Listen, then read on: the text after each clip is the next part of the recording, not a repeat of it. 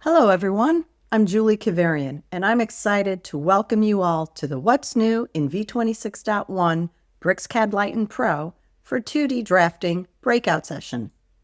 This breakout covers 8 of the many new and improved features in BricsCAD Lite and Pro.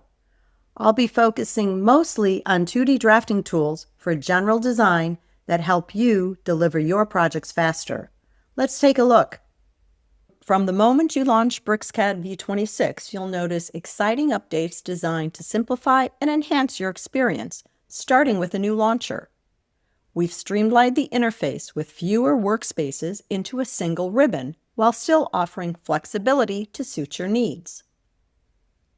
Here's what's new in workspaces.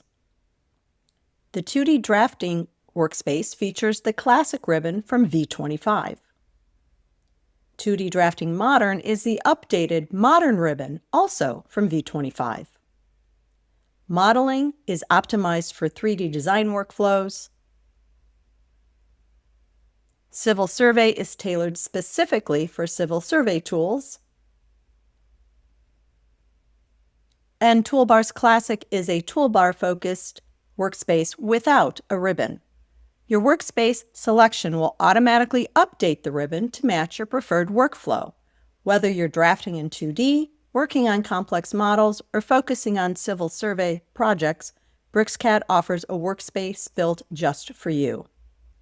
The Look From widget's been redesigned on Windows and Mac iOS operating systems with a modernized look, improved feedback, and dynamic repositioning. When the mouse passes over the widget, arrows display for standard views. To set your own view, click and drag to rotate the view freely. Or click on a face or a corner of the cube to snap to a preset view. The new Look From widget works in Paperspace too. Once the viewport is active, the widget appears. It behaves the same in Paperspace or ModelSpace. If you prefer the previous Look From widget, it's still available. Set the Use New Look From system variable to 0 and restart BricsCAD. The Qt-based status bar introduced in V25 is now the default, offering a more familiar user interface. If you prefer the previous status bar, change the Use New Status Bar system variable to 0, and again you'll need to restart BricsCAD.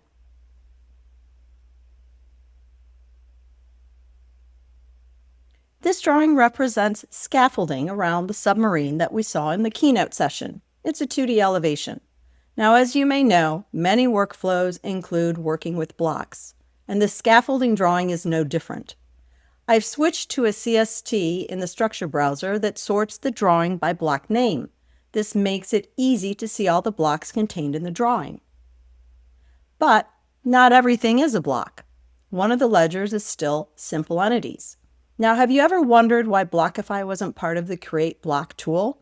Well, so did we, and now it is. Let's take a look. Open the Create Block tool to define a new block. Start by giving your block a name and selecting the entities you want to include. Be sure to enable the background scanned option so BricsCAD can check for matching block definitions. If found, you can opt to use the existing block to prevent duplicates from being created. Now the toe boards are still all entities. Let's create a new block for them. Again, start by creating a block with the background scan option enabled. After BricsCAD scans the drawing, it finds duplicates of that block definition. You can choose to run Blockify or not, but why wouldn't you? The Blockify panel opens just like when you run Blockify on its own. You can zoom in on matches, move around the drawing, and decide which matches to turn into blocks: one, some, none, or all. The new Command Preview system variable allows you to enable or disable command previews for trim and extend operations. This is turned off by default, so be sure to enable it from Settings. Here's how it works. With the Trim command active, hover over the entity to trim. The segment to be trimmed is highlighted in gray, so it's easy to see what is to be removed. Then, click the left mouse button to trim it. This also works for extending entities, but use the Shift key to see how the entity will extend. The improvements let you see the result in real time before completing the command, saving you time and clicks.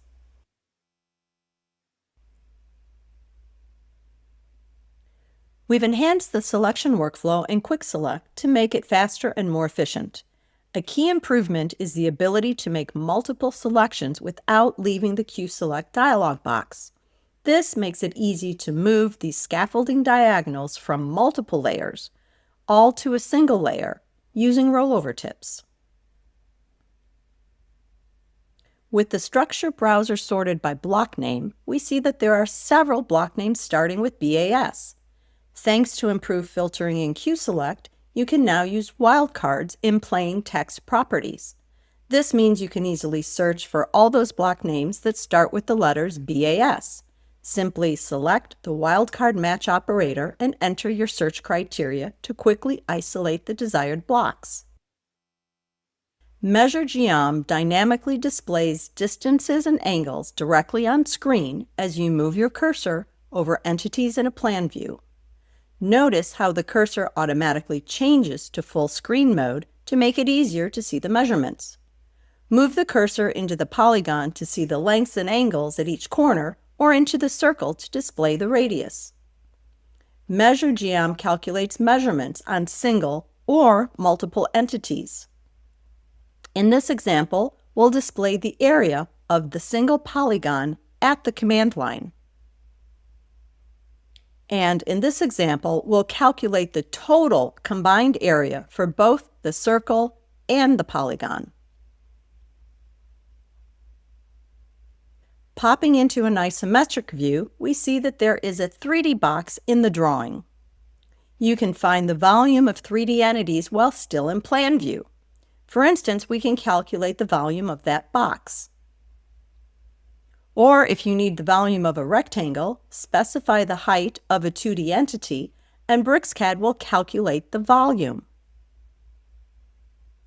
And when you need the mass properties of that box, for example, you can display it at the command line or write the results out to your text file of choice.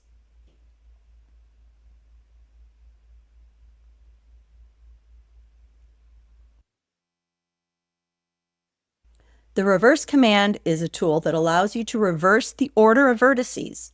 The start point of this line is at the bottom. After running reverse, the start point is at the top, and notice the HW text has reversed. Now reverse works with lines, polylines, splines, and helixes by effectively flipping their direction. The reverse command provides a fast and easy way to change the direction of your geometry, helping you work faster and making your designs more accurate.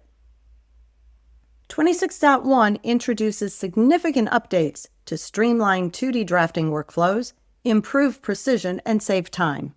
With enhanced tools like Blockify integration, real-time command previews, dynamic measurement features, and workspace flexibility, you can deliver your projects faster and more efficiently.